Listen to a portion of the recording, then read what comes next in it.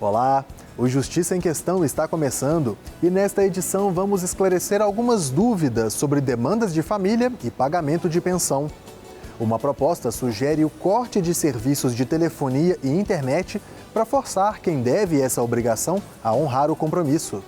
Teremos uma entrevista sobre a prática da alienação parental e uma reportagem sobre a possibilidade de revogação da lei a respeito, que pode penalizar justamente os mais vulneráveis. E vamos apresentar nossos quadros que entretêm e trazem informação para você. Então fique com a gente, Justiça em Questão começa agora.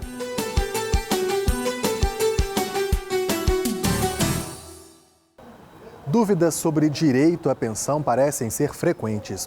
O juiz Flávio Humberto Moura Schmidt, diretor do Foro da Comarca de Muzambinho, respondeu algumas. E a primeira delas, enviada por Rivanei Oliveira, certamente já foi feita por outras pessoas. O que fazer para aumentar a pensão da minha filha? Deve ser realizada a partir do que a gente chama de binômio da necessidade e possibilidade. A parte que tem intenção de aumentar vai ter que provar a necessidade do aumento para essa pensão e também comprovar que a pessoa que paga os alimentos tem condições de arcar com esse aumento. E recebemos outra questão intrigante. O caso se refere a uma pessoa que não formalizou a separação em vida do ex-parceiro e recebe pensão de outro, com quem nunca se casou, mas viveu em união por 20 anos. Ela perde a pensão se ela ficar com o nome de solteira que vivia anteriormente, ou ela não perde. A pensão dela é vitalícia. Não perde. O fato dela querer regularizar a sua vida civil perante o matrimônio anterior não impede e nem fará com que ela perca a pensão alimentícia vinculada à AGU. No caso de o pai morar no exterior, quais medidas podemos adotar com o intuito de localizar o seu endereço? Pode ocorrer, por exemplo, como na legislação estrangeira, que permite medidas como a retenção da CNH ou até mesmo a pesquisa Bacenjude, Renajude ou Infojude. A medida mais fácil para obter essa resposta é fazer um pedido diretamente à Polícia Federal, um requerimento explicando, porque a Polícia Federal tem acesso à emissão de passaporte e também quem entra e sai legalmente do país.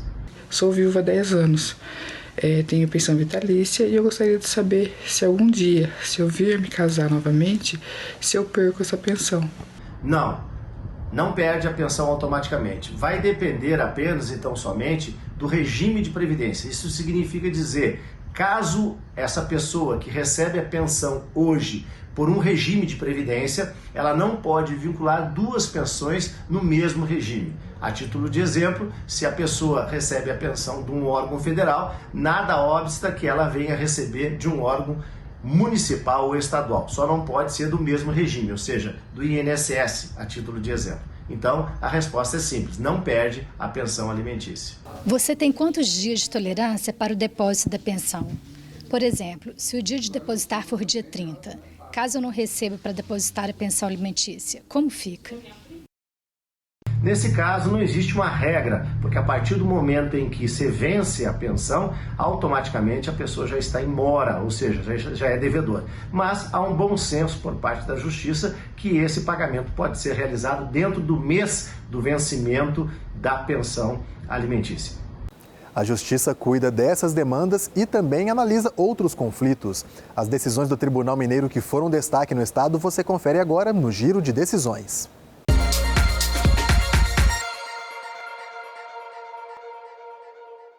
A clínica LB Estética e um professor universitário vão indenizar uma mulher em R$10.000 por terem divulgado fotos dos seios dela.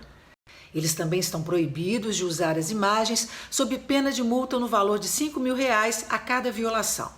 A vítima trabalhava no estabelecimento quando a chefe pediu que ela se submetesse a um procedimento estético para correção de flacidez mamária. Na ocasião, foi dito que as fotos seriam tiradas apenas para verificação dos resultados. Tempos depois, durante um curso de pós-graduação, a paciente se assustou ao reconhecer suas mamas expostas em slides. Além disso, o professor usava as mesmas imagens para ilustrar artigo de seu livro.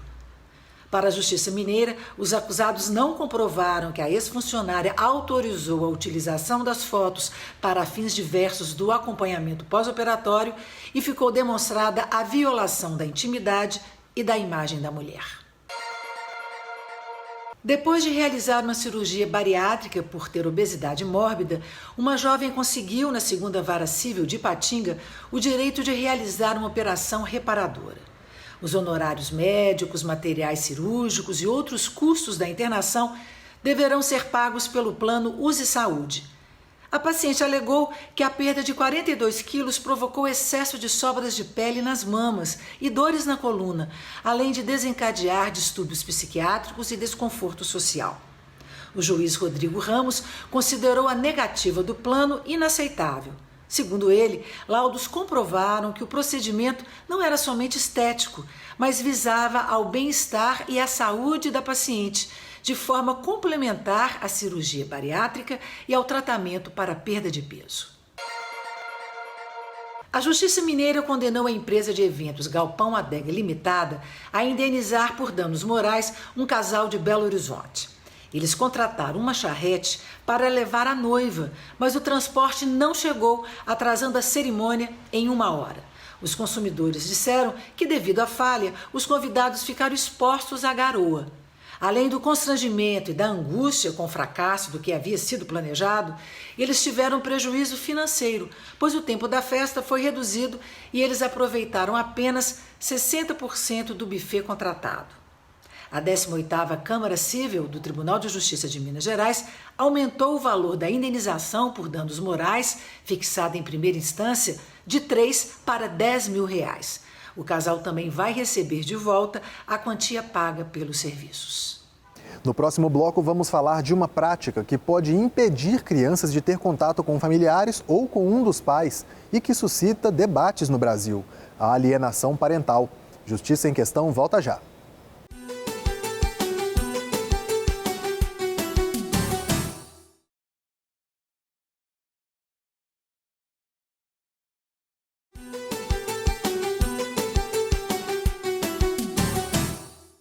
Justiça em Questão está de volta. A destruição da imagem, da reputação de um pai ou outro familiar, com o objetivo de afastar a criança do convívio com aquela pessoa, tem nome. Se chama alienação parental. E esse problema, muito complexo, é o tema da entrevista da repórter Silvana Monteiro. A alienação parental traz uma série de complicações e sua investigação, muitas vezes, traz desafios. Para falar sobre essas questões, eu converso com a psicóloga judicial Ana Cláudia Junqueira Bird, que é atuante na comarca de Sete Lagoas. Tudo bem, Ana Cláudia? Muito obrigada pela entrevista. Tudo bem, Silvana. Eu que agradeço a oportunidade e vamos conversar. É um tema complexo, espinhoso, atual, né? Temos muito a dizer sobre isso. Certo. Além da alienação parental, né, que envolve os pais da criança, entre os próprios pais, né, que outros tipos podem ocorrer e qual a sua percepção sobre essa questão? Silvana, a gente já viu aqui na prática várias questões. Acontece alienação parental entre os pais e a família extensa, que envolve avós, tios, irmãos, né? E às vezes acontece até dentro de casa com o casal ainda junto. O casal começa a se digladiar e usa a criança como um objeto para se vingar, né? Certo. Agora, um avô ou uma avó, até mesmo um tio ou uma tia, pode recorrer à justiça, né, para fazer cessar essa alienação, para poder conviver com essa criança, né? E o que essa pessoa tem que provar aí, né? O que a justiça tem que ver para que haja aí essa ação? A ação do direito à convivência familiar, ela é acessível a todas as pessoas que estão sendo impedidas de conviver com uma criança ou um adolescente. Então, tios, avós, madrinhas, pessoas queridas que têm um afeto e que estão sendo impedidas de vivenciar, de conviver no dia a dia com as crianças ou adolescentes, podem sim entrar na justiça. É só procurar um advogado ou a defensoria pública e entrar na justiça explicando esses motivos, explicando esse afastamento, esse impedimento. E como comprovar essa prática, né? No âmbito judicial, além do juiz, quem atua para apurar essa questão? Quais são os desafios que os senhores enfrentam aí para apurar essa questão da alienação parental? O direito à convivência familiar com toda a família é um direito assegurado pela lei desde o Estatuto da Criança e do Adolescente. Então, os desafios que a gente enfrenta, as equipes técnicas, né, que além do juiz, Ministério Público e as equipes técnicas, assistentes sociais e psicólogos que atuamos de família principalmente, temos que tentar entender, compreender qual que é a função de cada um, qual que é o papel de cada um nesse processo de alienação, né? Nesse processo de impedimento da convivência familiar. Então, o que está acontecendo? Há um impedimento? Não há esse impedimento? Existem as falsas denúncias de agressão, de violência, para facilitar um impedimento de convivência, né? Então, existem pais e mães, ou avós e tios, né? Quem tem a guarda da criança, que inventa ou faz uma falsa denúncia de um abuso ou de uma violência para ganhar a guarda, ou para deixar de pagar a pensão, ou para se vingar do outro mesmo. Quais sanções esse alienador pode sofrer? A lei prevê 7 possíveis consequências da alienação. Uma declaração de alienação e advertência, né? Então, o juiz pode advertir, olha, se você não estiver impedindo essa convivência, você pode sofrer as outras sanções. Pode ampliar o regime de convivência com a pessoa que está sofrendo alienação, né? Pode ter que pagar multa, às vezes diária, né? Pode ser encaminhado para um acompanhamento psicológico ou biopsicossocial, pode ter alteração da guarda para guarda compartilhada, ou mesmo a inversão da guarda, pode ter fixação do domicílio da criança em outro local, e pode até suspender a autoridade parental. Essa é a mais grave de todas, né? Sei. Ana Cláudia, E aí é uma possibilidade que vai gerar mais sofrimento ainda para a criança, né?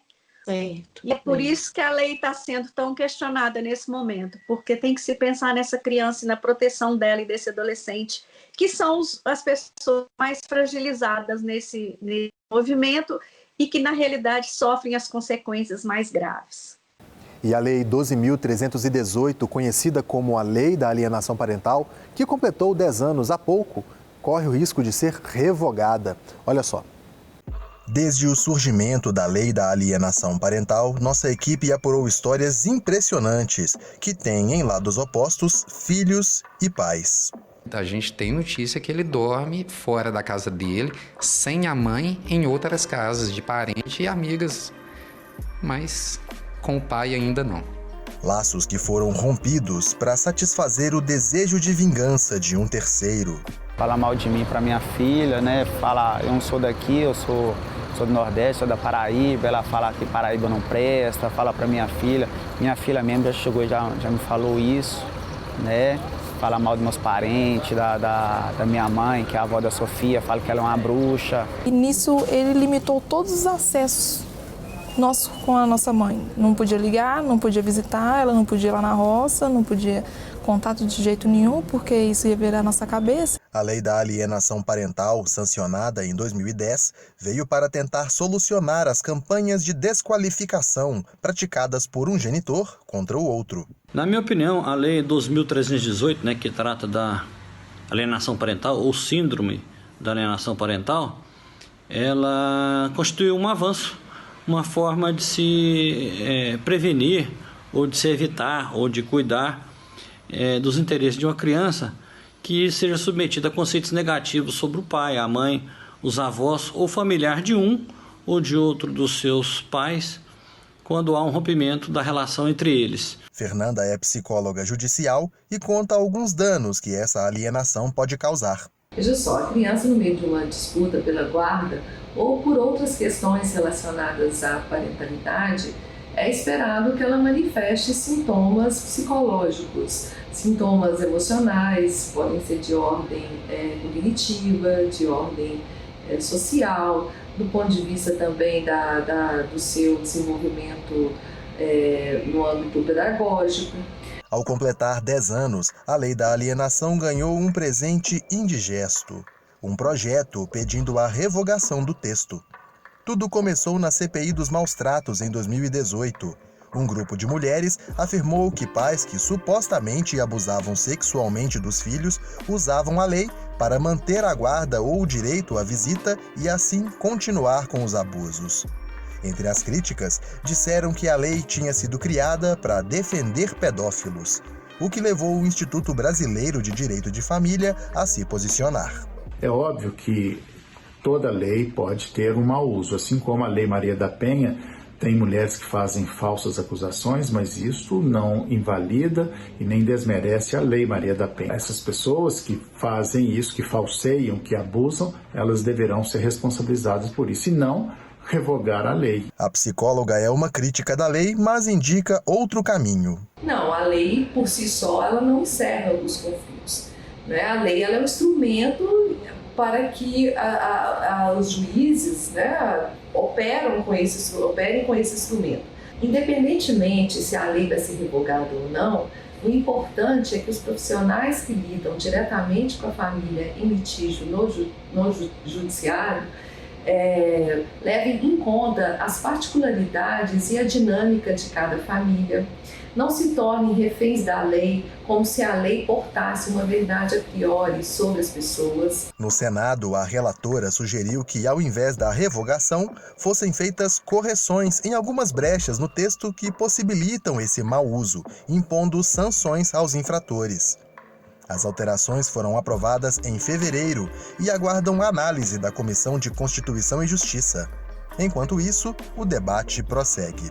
E eu vejo com preocupação a eventual possibilidade de sua revogação, na medida em que a manipulação desse instrumento legal, seja por parte do pai, da mãe, ou permitindo, né, que eventuais pais ou mães ou avós abusadores mantenham contato com a criança, não pode servir de motivo para a sua revogação. Talvez um aprimoramento na rede de proteção fosse mais importante do que a revogação em si. A alienação parental é um nome novo para uma maldade antiga. Isso sempre existiu e continuará existindo. E a lei vem nesse sentido de dar proteção.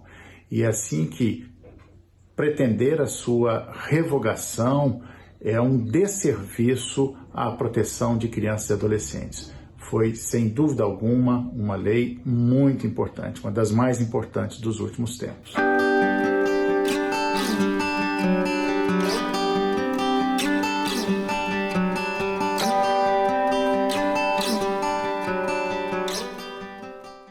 Chegou a hora de desvendar o significado de termos e expressões jurídicas. Vem aí o ABC do Judiciário.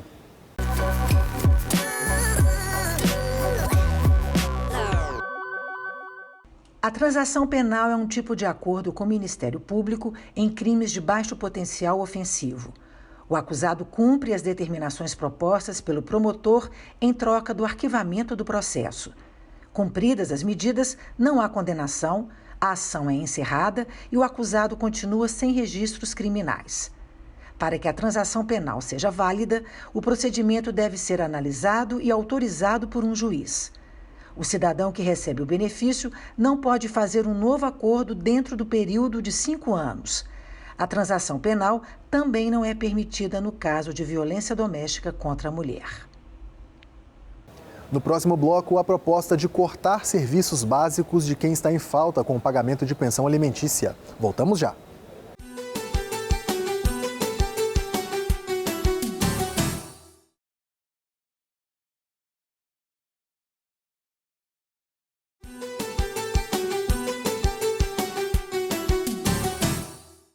Você está assistindo ao Justiça em Questão, um programa do Tribunal de Justiça de Minas Gerais. Já imaginou uma pessoa que deve pensão alimentícia ter alguns serviços cortados até que regularize o pagamento? Pois então, olha só. Durante a pandemia, a Lei 14.010 de 2020 determinou que a prisão de devedores de pensão alimentícia seja convertida em prisão domiciliar. Para tentar forçar o pagamento dessa dívida, uma advogada de São Paulo propôs em um artigo que os devedores tenham alguns serviços cortados. Corte de internet, o corte da telefonia fixa e mesmo celular, de outros serviços como Netflix, TV a cabo.